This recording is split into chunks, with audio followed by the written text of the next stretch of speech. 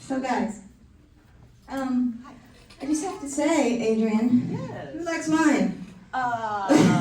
You brought your wine. Yeah. This was a gift to us from one of our listeners, John Morgan. Best guy ever, by the way. Thank you, John. Yeah. And he sent one for each of us. You broke a second on that one. Sometimes you're broken. No, sometimes you just have to turn it on.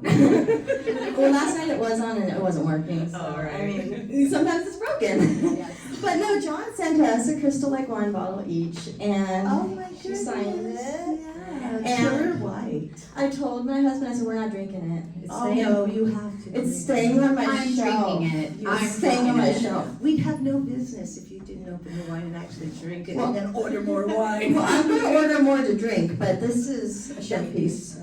Well, thank you. It is my own artwork, so I have a lot of fun Yes. with the labels. And of course, over the years, Alice has progressed from being hanging over the first It's right few here. labels.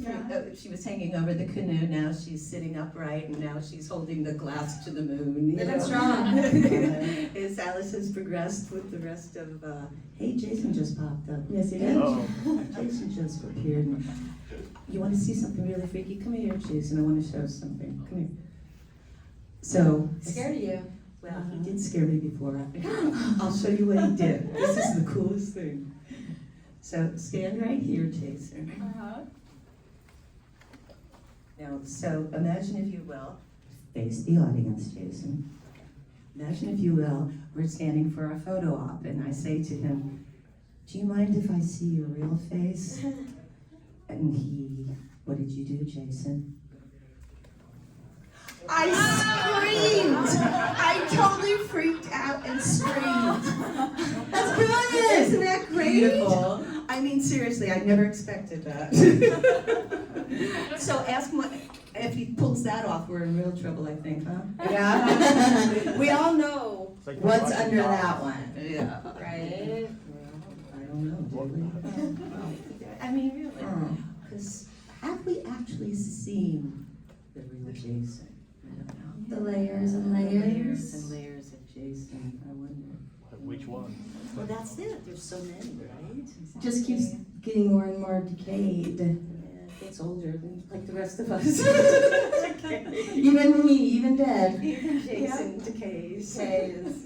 Yeah. Pretty soon he'll be stocking the Crystal Lake retirement home. There you go. That's the, if Sean and Victor don't get it together, that's going to be the next sequel. The nursing home. Crystal Lake retirement home. Right? Yeah. All good campers go to die. Amen. Welcome to Chicago. Thank you. It's been a long time since I've been to Chinatown. Yeah. Yeah, it has been a while, at least 5 or 6 years. Okay. How's the convention? My nephew moved here pre-pandemic for, he graduated and got a job as an engineer in Chicago, and we're all very excited. So I finally get to see him tomorrow night. So that's been a long, long time. But Stacy, all of you know Stacy, my manager, she is the coolest lady in the world, because I said to her last night, I said, I have this picture of my nephew. He was probably 3 years old, maybe 5 years old. It's early 90s, Weekend of Horrors, when there were only maybe 25 people at the Weekend of Horrors, back when conventions weren't even conventions, you know, and it was in LA. And I said, and there was this picture of him, and he's, well, now he's 30-something, and he was like 3 years old, and he's standing next to me on a chair, I think, and we both got our Weekend of Horror shows. Stacy pulled that picture up. She had it in her phone. Oh. I mean, she is amazing. She's crazy. But anyway, so I'm gonna get a picture of him tomorrow night and make sure we have the t-shirts on. Right. Right? That's amazing. 30 years right? Crazy how long it's been going on. Yeah, and also, can you imagine, like, did you ever imagine horror conventions would be a thing? You know? No, I mean, they kind of evolved, didn't they? They just, Yeah. they started out real, I mean, the first time I ever went to anything was right across from Penn Station in New York City, and it had to be the early 90s, and Tony Timpone called me up, and directly and said, you know, would you like to join, like Tommy Savini's gonna be there, and I said, sure, and think Kane might have been there too, but it was just a couple of us. And I have this Polaroid picture or some picture where literally like everybody at the convention is in one room and there's like maybe 30 people. That's how it started, you know. But I don't think anybody charged for any autographs, but I think we were just as surprised and happy as you all were there. That came around when people finally realized it's a business, like everything else. It's a business. Well, It's a business and it's dreams come true. Well, Yeah. that's For us especially. Oh, yeah. If anyone had told me, or I'm sure Jamie, I started watching horror movies when I was 8 years old, and that was 30 years ago, okay? If you had told me in 1990 I would get to meet you ever in my life, I'd be like, nuh-uh. And Where? Huh? And there I was hiding under a rock. Without social media, who knew? And it wasn't until what I call the Bible, the Crystal Lake Memories book, Peter Brackey unearthed me. It took a lot of unearthing because I was just doing voiceovers and looping and very cool things. And I can plug the audiobook at this point. Final Girl Support Group by Grady Hendrix. I did the audiobook for that, 13 hours if you have nothing to do someday in a long drive. It was a very cool experience because I thought when I signed up for it I was just doing one voice, the narrator, and it's like, no, you're doing everybody. so wow, that was intense, but I think I pulled it off. So, let's take it back to the beginning. Tell us how you got started in acting and everything.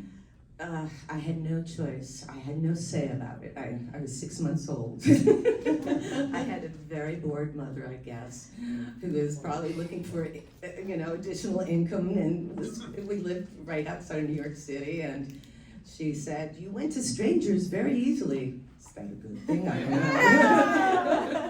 And you didn't cry. It's like, a very strange child. But anyway, that's how I started, was in commercials at 6 months old. And she threw my sister in it and my brother too, but they were like, I don't want anything to do with this. And I just, I grew up in it because I actually enjoyed, when I finally knew what I was doing, I enjoyed the family aspect of being on a set. And that's really what it came to. Because my mom, little did we know at the time, she was manic depressive. So, you kind of have to go elsewhere. And as a kid, it's like, there it is out there, and you're kind of drawn to that energy. And so I got the best of the situation. My brother and sister opted out and went to actual school, and I would do whatever I had to do to get through, as long as I kept my average up, and I did. And so I worked all through school and all through high school, and I went to FIT in New York City, and the Guiding Light was around the corner, so I got in on a fine arts scholarship, but pretty soon thereafter my professor said, "Adrienne, now we know you can paint, and we know you've been sneaking out to do some jobs and whatever, but you gotta really focus. Focus on one thing," and it's the best advice he gave to me and I can give to any young person out there. It's like, find your passion and just do whatever it takes to get there, because eventually you will if you're persistent enough. But if you're multi-focused, it kind of splits all your energies around. And he said you'll always be able to paint. God bless him. He was right. I still can paint. And as a matter of fact, with the pandemic, I spent an entire year in my studio, which was, I know it sounds strange, but it was heaven. I had no guilt about painting, because in the back of my mind, I can still hear my grandmother going, "You need a real job. You can't be a starving actress and a starving painter, a starving actress and a starving actor, whatever." So I got to paint all last year, and my paintings are on the labels, and I have so much fun with the wine labels, creating them, and the different cute little names and everything like that. But that's how I started. I was thrown into it, and then I learned that I was actually decent at it, And then when I got to a certain age, when I was 8 years old, my mom actually said, "If you really want to do this, we're gonna find the best acting teacher for you or coach, and I studied with two of the best people in New York City as a child, and then I went on and studied at Rada in London, and I studied with William Esper at the Neighborhood Playhouse. But it was definitely an involvement, and by the time I was graduated college, it was like I had a resume, you know. I had a full acting resume, and I was ready to rock and roll. And just pretty soon thereafter, it was an open call for Friday the 13th, and everybody in New York showed up for it. Seriously, everybody under the age of 30 showed up for it, and it was basically the summer of 1979 was casting and callbacks, and then more callbacks, and pairing up the guys with the girls, and it wasn't until the last, I would say that was already a month into summer, into August, mid-August, when I was down to like final 5 girls for Alice, and we all screen tested it, and I always say, I think I got it on my screen. But he had us, Sean was there, and he's directing, and he's like, okay, you see a dead body coming down from a tree, react, so it was that kind of thing. It was really a fun audition, but I remember actually crawling on the floor, and it was not swept, so it was gross. But it was memorable, and I think it was later that afternoon, I got a call from Sean going, "You're my Alice," and I went, yes. So, Maybe the crawling on the floor helped. I think because it you're does. shooting So. outside, Yeah. They're in not- the dirt, right, Yeah. she's not afraid, and I'm Right. like, yeah, fearless. fearless of the Until dirt. Betsy Palmer shows up, it's like, oh my God, she scared me. She was, the director kept us apart on purpose because he knew we would bond. And Sure, you yeah. know, and we did later when we were reunited for the first time, which was 24 years later, maybe. Wow. 1984, I think that's the right math, could be longer. It's okay. You know, when the left side of the brain takes over the right, or vice versa. Numbers are hard. Yes. It's well for me. My Mhm. sister's a brainiac. Me too. Bad with numbers. Yeah. No, give me a paintbrush, I'm good. As long as I don't have to count. Yeah, same. Adrienne, I would love to know, do you have any onset memories, like favorite memories that just makes you go, oh. Oh, let me think. Well, I don't know if it makes you feel like this, but I was invited to watch the Kevin Bacon scene in the Yarrow. And I can actually there is a part that you can go, oh, because before Friday the 13th, the last horror movie I'd seen was The Exorcist. And being raised Catholic, it just did it for me, you know. It was, and I had a boyfriend at the time who went to Georgetown University, so I knew everything about it, and it was those steps, and it was like all that. And now I look back at it, and the special effects are kind of laughable, but back then they totally did me in. That movie wasn't about the effects, it was about the story. Right. It all helps, right? It all helps, but I mean, When you're from a religious background. yeah, it's true. It's what you do in here that makes it the scary part. So about day 3, 4 into it, Tom Savini invited me into his studio, which was right on the beach, where we do the photo ops for the Crystal Lake tours now, but it's not there anymore, but it was his little studio.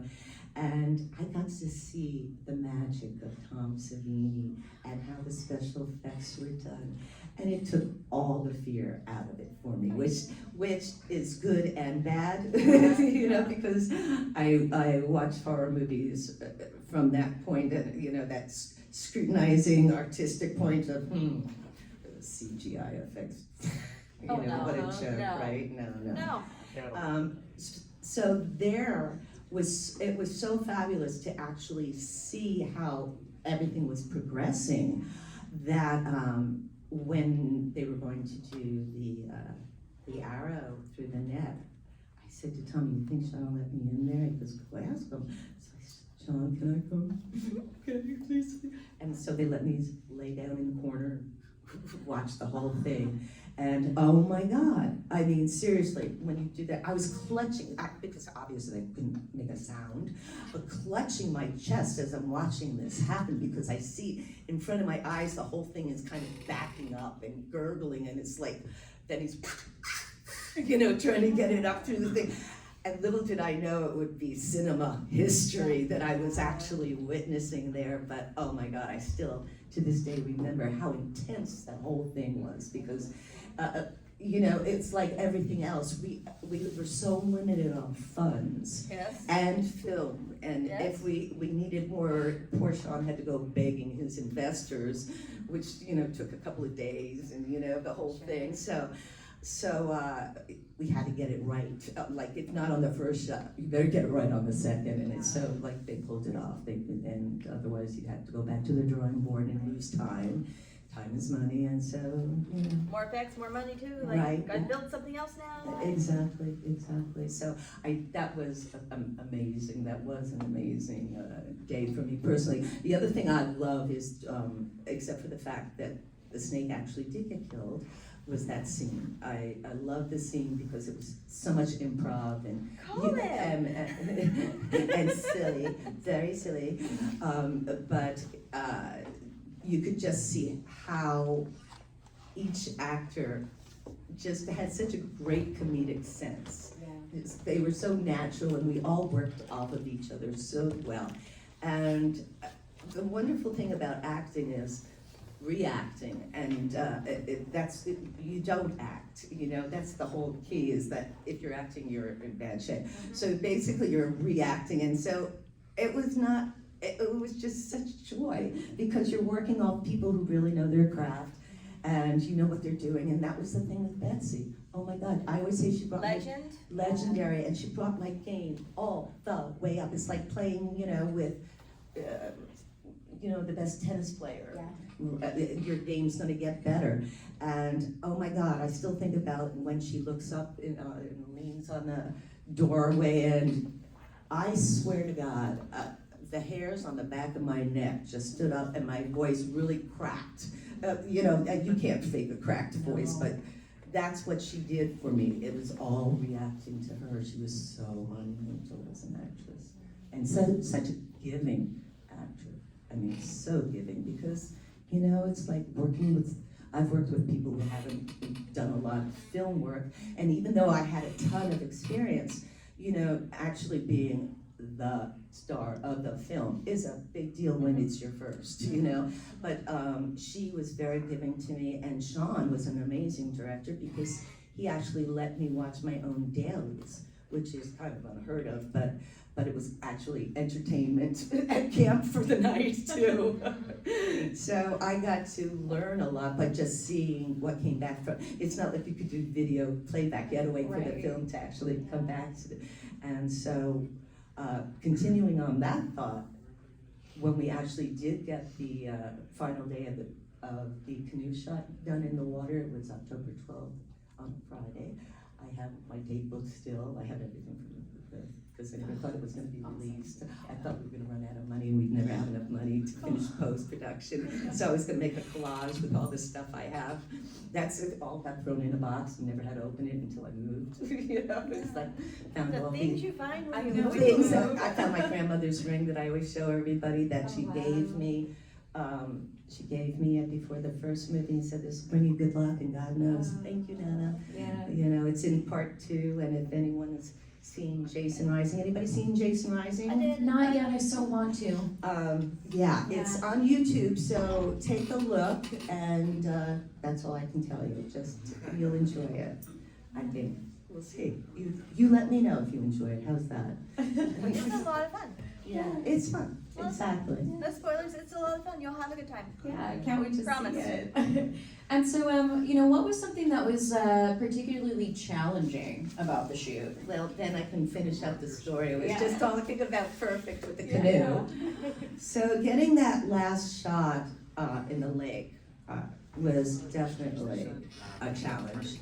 It took 3 different times, 3 different early mornings before the sun rose, of getting out into the lake, setting it up, and And they went out before I did, and the first time we did it, it was nice and warm. It was beautiful. It was no problems. And remember, we are low budget here. And so we saw the dailies, and Shonda and Tommy both said, you know what, not exactly what, we can make this better. We can make, so it's just one camera, Ari coming up, Jason coming up, pulling Alice in. But they said we need it from 2 angles, at least 2 angles. So we need another camera. Investors, money. So they it took another week or 2 to get the second camera, and they set it up another early morning. A little colder by then, you know, thinking end of September by then. Looks good, but they have a vision in their mind, and I don't know what it is, you know, but they do. And so they said, no, we need a third camera. We need a slow motion camera. And so there we go. We go back to the investors. Took a while, so it's the last day of the shoot.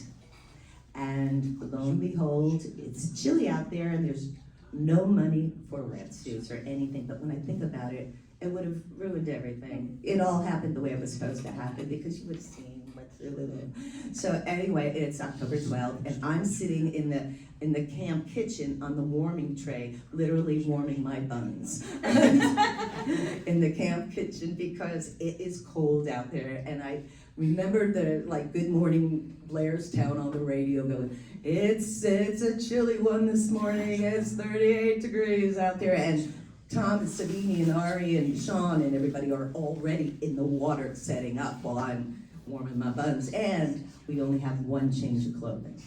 One other change of clothing. And so there I go trotting down, ready, and I know pressure is on because we have the light situation, has to be the perfect light, and as you know, they did achieve that. But the first time when he comes up, I go out of camera range. So it was good except for the fact that camera didn't catch it, and oh my God, this means they have to dry me off very, very quickly behind the bushes. They had a lawn plug with a hair blower, I remember, and they had a big old garbage can with a fire going, you know what I mean? It was so funny when I think back to it. And okay, get into the second change of clothes, and when I tell you, it was so much going on, so much activity, and at that moment I realized my training really kicked in. Because I was able to block out everything, and it's just okay, I forgot how cold that water was for that moment. And and needless to say, we got what they were looking for. But here's the kicker. We didn't know it when we left the beach that day because it was filmed. It's not like we could have checked the video. So we literally left not knowing if we had a finished movie. And that's what I mean about I saved everything, all the continuity, Polaroids, everything, because I said, well, I can always make a collage, and that's... There was this One time where I made this movie, and there you Right, go. exactly, and needless to say, never needed to open that box. Yeah, so 2 weeks later, we drove, they saw it, I didn't see what they had, but they saw it a couple of days later, and I guess they realized they needed that little tag at the end for sequel, so that was quickly, they added that, and that was 2 weeks later, and up in Connecticut, 1 day shoot, and that was it, and I never, let's see, it was late January that I finally got to see the movie in a screening, a tiny little screening before they sold it. They were trying to sell it to the distributors, and so they put in this little, maybe there's 12 seats. So I have to tell you, my mom came into this, it must have been a Wednesday matinee day in New York City. And so my mom, I said, I'm going to see Sean invited me to see the movie, you want to come? But she goes, okay, not a big horror fan. Her vision is me doing Desdemona on stage as the actress, right? And it's like, so I have this mother sitting next to me who's not exactly thrilled. It's strip Monopoly, and it's like, and then we get to the point where, and it's freezing outside, so right? So, and Sean's in the back, and we're in like the second row, and Sean's in the back with some people, and my mother, and we get to the point where, okay, oh my God, cut off somebody's head. What I used to, And she's ready to put on her coat as I'm in the canoe, and it's like, shh, quiet, stay there. She's like, shh. Well, Ari comes up, my mother goes up. 20 feet at least. I swear she screamed louder than I've ever heard. And I finally figured out where I got my scream jeans from. And I turn around, and sure enough, there is Sean shaking hands with, I later found out, Mr. Paramount and Mr. Warner's in the same room at the same time. And they both wanted it, which is why the rights are split. And Paramount got North America, and Warner Brothers got the rest of the world. So I always say my mom had, even though she hates to admit it, she might have had something to do with helping sell that film very quickly. You're like, we want that reaction every time. Right. It worked. It sure did. It sure did. So I got And one. it still does. Oh, yeah. That's the thing. I still watch it with people, and I still jump. It's like, You know it's coming. You know it's coming. and it still works. Yeah. Yeah. I got one. Sorry. I got one more question, then we'll open it up to the audience. And that is, what does it take to make a good final girl? Oh, well, first things first, you have to really want to live.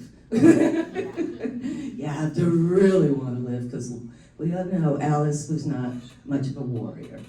And she gave that Mrs. Voorhees many times. Like, how many times you're gonna give a killer a chance, right? Kick her head, check, she's still dead. It's like, really, you gotta live. All right, so you gotta wanna live. Then, you gotta fight with all your might. And you gotta say, nothing's gonna take me down. And inevitably, in this room, I can say one thing: we are all survivors. Each one of us has gone through something that tried to take us down. And the reason we're still here, you want to live. You want to fight. You want to live. You want to do something in this world. You want to have fun. You want to enjoy life, and you do whatever it takes. And I always say we're all survivors. It's just a matter of where it hits you in your life, how you come back from it, whether you tiptoe slowly like I did. I tiptoed back into the world, or whether you come back with gusto and say, you are not gonna take me down. It's just a matter of really having the resilience and finding it deep down in yourself, because it's there. And I talk to people who need some talking to sometimes to remind you that we all have fight in us. And if it's that last moment when you're looking into the dark and the abyss, and you go, I don't know. I'm here to tell you 40 years later, 42 years later, after what I went through, I am such a happy camper, and there were times when I didn't know if I was gonna make it to the next day. So I'm here to tell you, it's worth waiting, and it will get better. I promise you that, and it takes time. Don't expect it to happen overnight. If you need to heal and it takes time, you give yourself that time it needs to heal. Because it's different for every single person. And I often used to wonder, why? Why did I have a stalker? Why did that all happen, If it's all of that, I look back now going, it's actually, it made me into a whole person. It gave me the passion that I need to see in other people sometimes what they need, and it kind of gives me purpose now. I feel like it was all worthwhile, and I think out of whatever pain you've gone through or whatever suffering, if you can find some sort of massive, and there's always a note somewhere, if you look hard enough, you can find it, of positivity in whatever you went through. And you can, out of that, you can build a life again. Little by tiny little bits, and it will come together, and I'm positive proof, I'm telling you. Yeah, so this is, to anybody that's having a rough time, hang in there. And if you ever need to reach out, I do respond. Oh, yeah. I appreciate that. And guys, I want you to know, you are the reason I am fully healed too.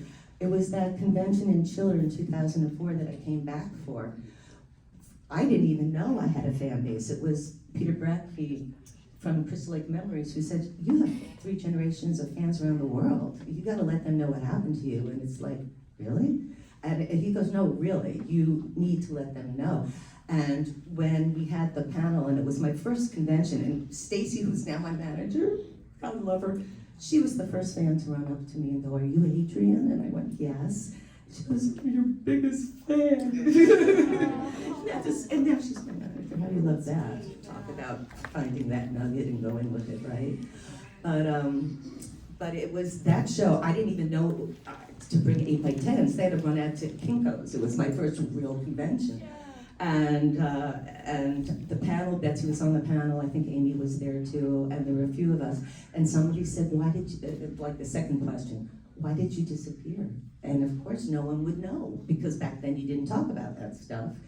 And no social media and whatever. So I just briefly shared a little bit of telling I had a stalker, and of course Betsy goes, you had a what? and poor Betsy suffered from, they just gave her hell. So we bonded over that misery of what Friday the 13th brought to our, front door. But it was when I explained to you all and the campers, my campers, because without you, I wouldn't be here. And I said to everyone in the audience, I didn't even know you were here. And I could hear sobbing.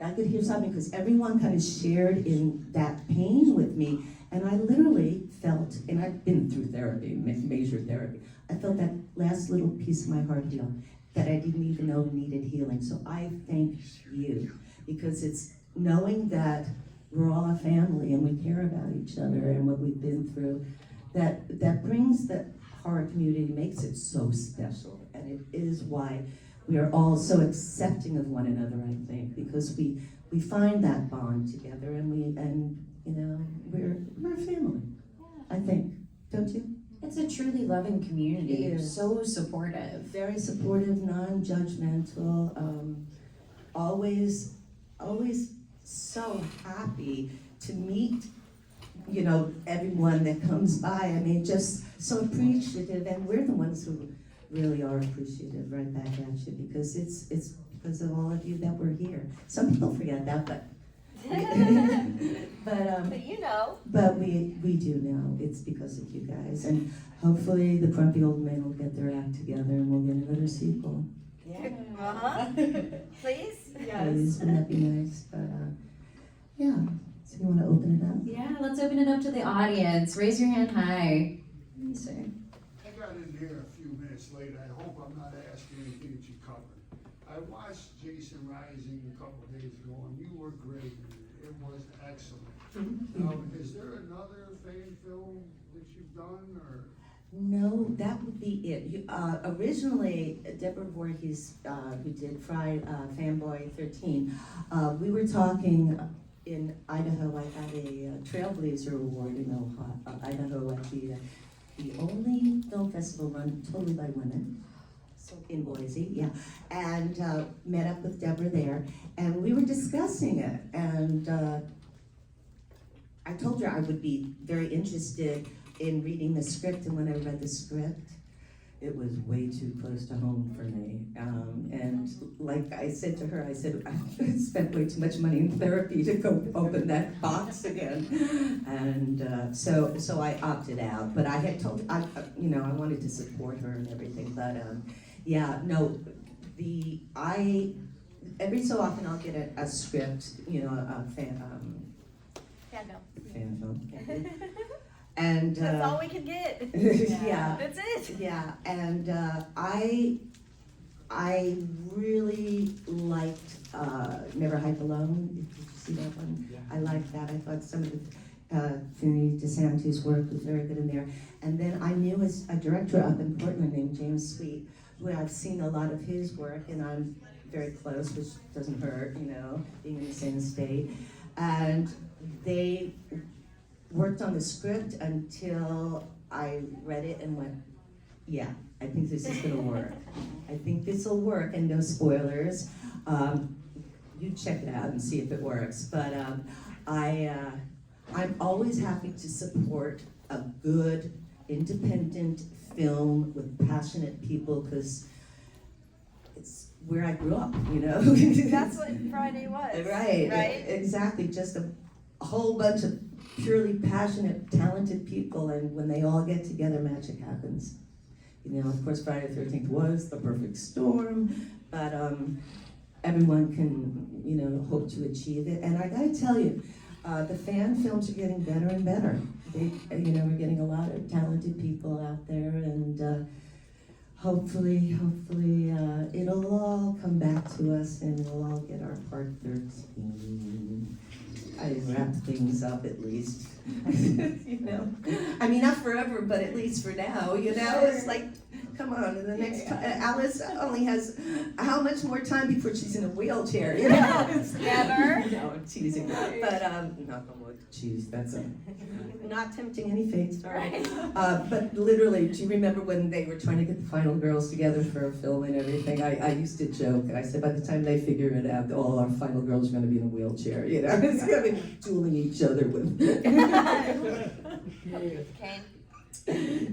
And any other questions out there? You. And if I missed it, I'm sorry, but I remember hearing a story about you being a bigger part of part 2, instead of being killed off earlier. Was there a story to that? Not that I'm aware of, because that was during, here's the story behind part 2. I had a stalker, period. I had enough to worry about in my own world, just basically surviving.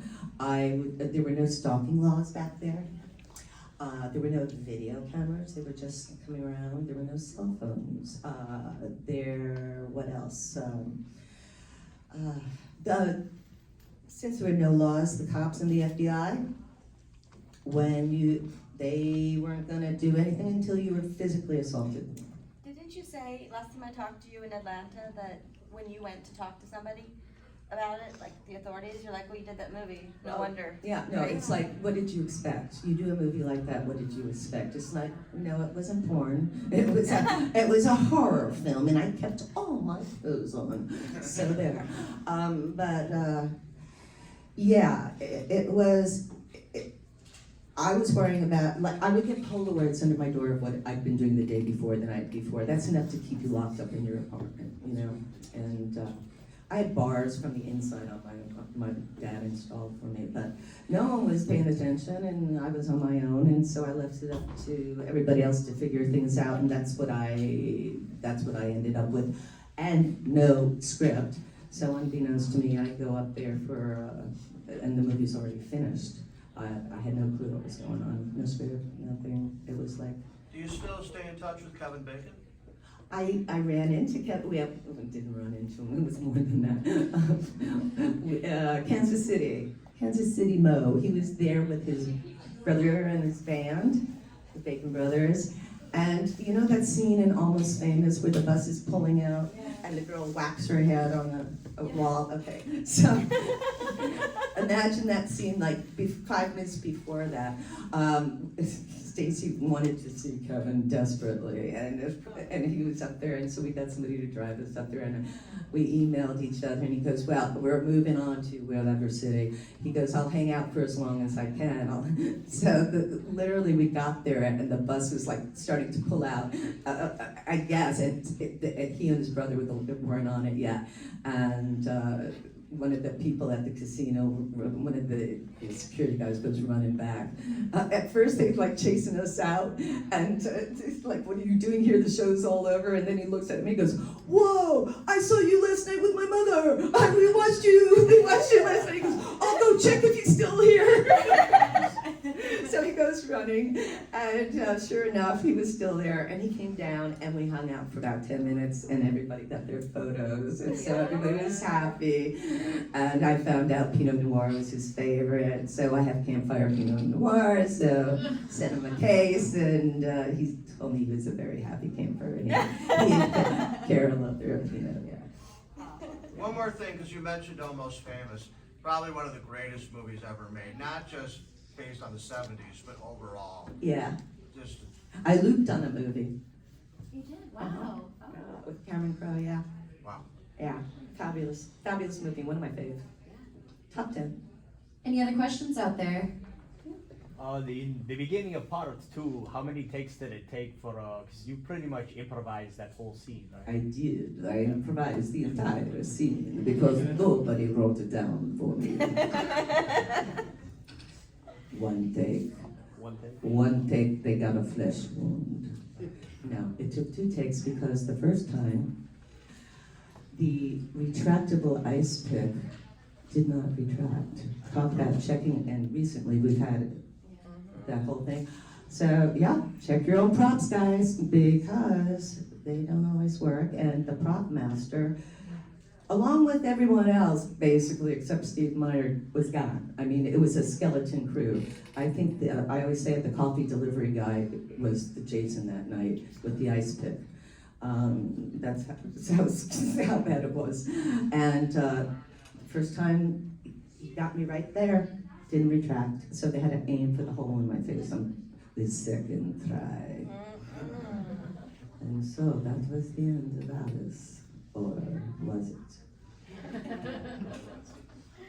Anyone else out there? Was in the canoe scene, was Jason like kneeling down on something, or was he treading water before he comes up and grabs you? We were in a waist-high water now. You can see in some of the outtakes where Tom Savini's like up to his waist. Okay. So he had leverage, you know, from the sand or whatever. Yeah, and if you go to the Crystal Lake, the Boy Scouts open the place to the public now, and they have tours.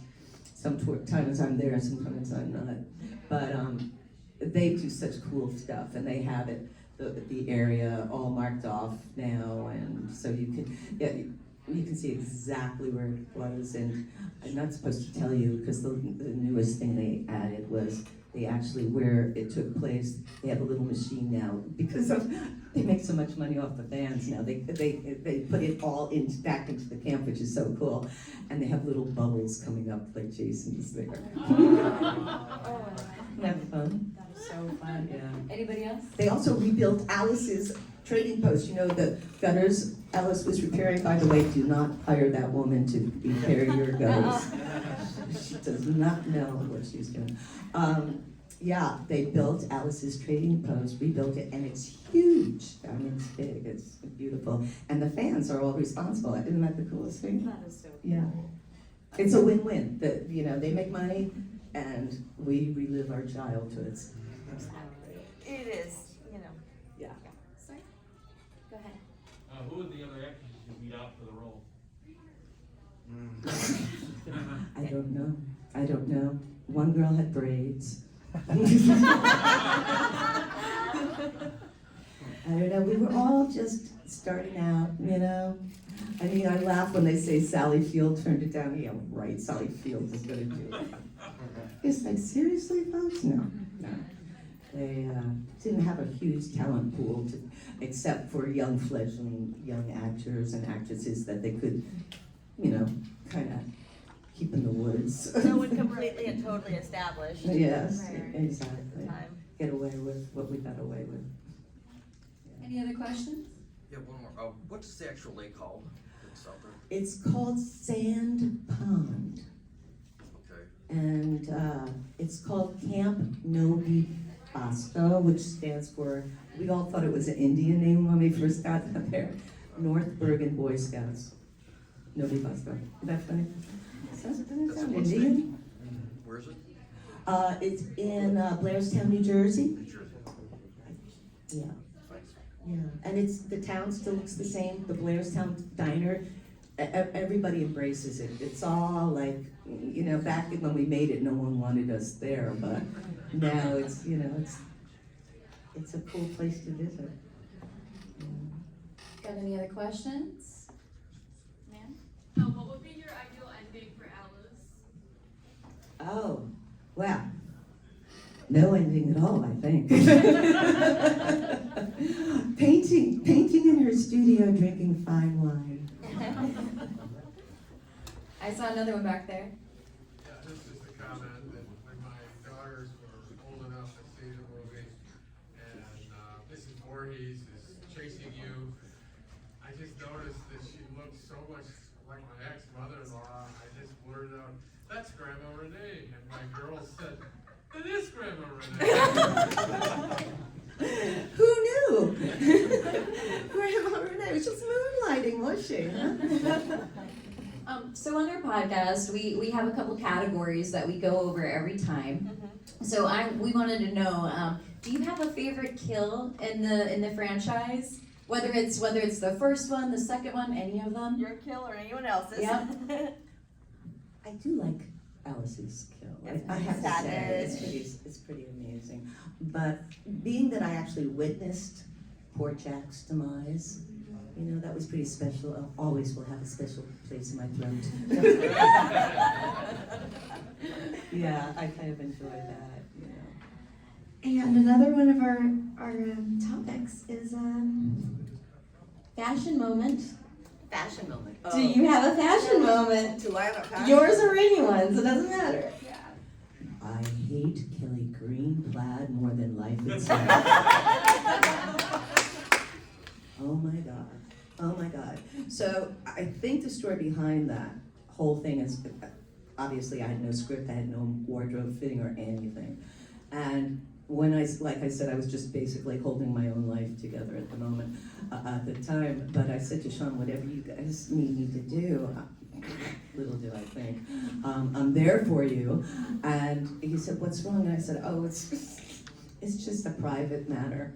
Well, I think they thought I was pregnant, is all I could think, and maybe they just figured I might show up with a big belly, and so why not make sure with a big old ugly fat jumper to put her in. Just the ugliest fashion. And you have to understand, I went to FIT. I am a fashionista. I mean, seriously, I worked for Julio and got him into women's wear daily in the late 70s. So I love my fashion. So it hurt me to put that on. It really hurt me, but I didn't have much of a choice. It was either that or nothing, I guess. That was actually our fashion moment. Was- Of someone we picked. was it? Because she lives in Tucson where it's very hot, so she doesn't know about wearing warm clothes, and I live here. Right. And I'm like, that's cozy, and I'm also very lazy, and I don't really go out much. So I'm like, this is something that I wear daily at home, and I'll probably go to the store in it. Wait a second, I don't even know when do you wear that? Yes. When are you supposed What to is wear that? this? It's 100 degrees. I'm like, that's cozy clothes. Yeah, no. Yeah, let's just fall asleep in this thing that, oh God, it was so hot too. It was melting, yeah. Yeah, that's my fashion moment. Well, it's unanimous then on this stage. Yeah, this is amazing. Well, that does it for us, guys. Let's give her a big thank you so much.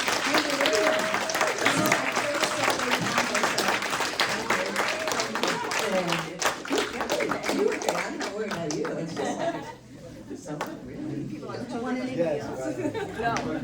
No. Thank you. Thank you guys. Oh, thank you.